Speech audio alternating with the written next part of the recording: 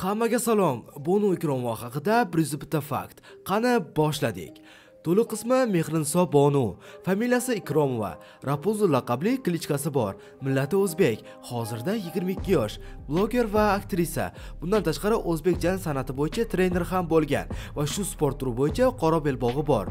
100 tacha shogirdlari bo'lgan. O'rta Chirchiqda tug'ilgan. Oilada 3 ta farzand, bitta opasi va ukasi bor. Mittalar jamoasining a'zosi.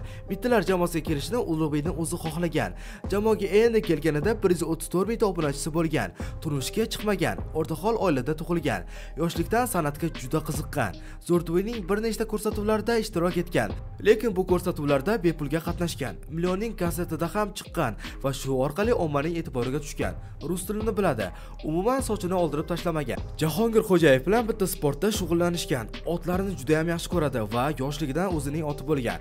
Yoshligida Miraj laqabli yaxshi ko'rgan otini o'lib qolgan.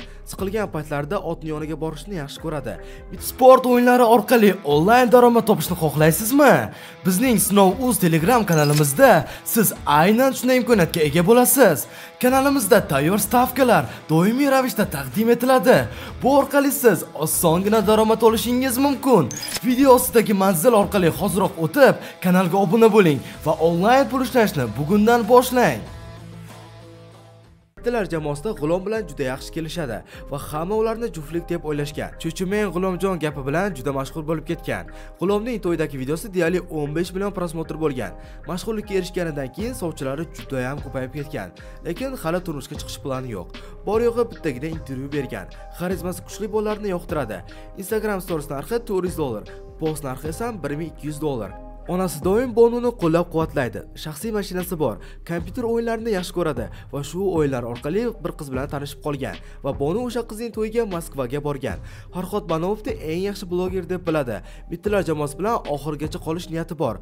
Onasini Umraga jo'natgan. Adrenalin olishni yaxshi ko'radi. Shveysariyaga sayohat qilmoqchi. San'atni o'zining hobbisi deb biladi. San'atdan pul topishdan oldin trenerlikdan pul ishlagan. Bu yo'nalishda o'qimagan. Juda ham ko'p yig'laydi. Saturn Bonuni meni darajam mas degan. Porscheni yaxshi ko'radi. Reklama videolariga oyiga $10,000 pul oladi. Real Madridning fanatkasi. Ronaldoni yaxshi ko'radi. Hayvonlarni juda ham yaxshi ko'radi. Quroldan o'q otishni ham biladi. Shu vaqtgacha biror marta qizlar bilan urushmagan. Oxirgi marta kollejni bitirganda bir bola bilan urushgan va o'sha bola Bonuni ustidan yozib yuborgan. Mittalar jamoasiga kelganidan so'ng postlarni milliondan ortiq odamlar ko'rgan. Storieslarni esa kamida 300 mingdan ortiq odam tomosha qiladi. Achchiq narsalarga allergiyasi bor, lekin morojniy bilan achchiq qalampir yeyishga majbur bo'lgan. Bir nechta kliplarning jang sahnalarida qatnashgan. Gelikni yoqtirmaydi. Sportni mashinalarni yaxshi ko'radi. O'zining YouTube kanali bor va hozirda 230 mingdan ortiq obunachisiga ega. Umumiy videolarning soni 574 ta. Bonuning TikTok akkaunti ham juda faol va u yerda trendlarni olib yuradi. Hayotda ozgina asabiyroq, mobillarni taqlid qilgan. Milliy kiyimlarni yaxshi ko'radi. Davleniyasi bor. Uy ishlarini o'zi qiladi. Radius 21 ning unut olmadim qo'shig'ini yaxshi ko'radi. Shopping qilishni va ampangi qilishni ham juda yaxshi ko'radi. Kechqurun sayr qilishni odat qilib olgan.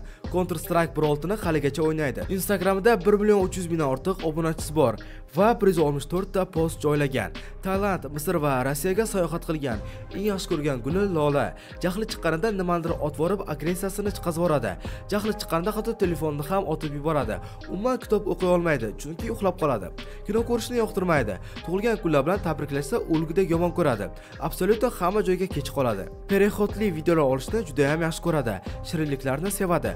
Mittalar jamoasi Bonuning telefonini otib yuborishgan. Bonu rep ham aytib ko'rgan. Mushuklarni juda ham yaxshi ko'radi. Eng yaxshi ko'rgan ishim yosh bolalar bilan ishlash deb aytgan.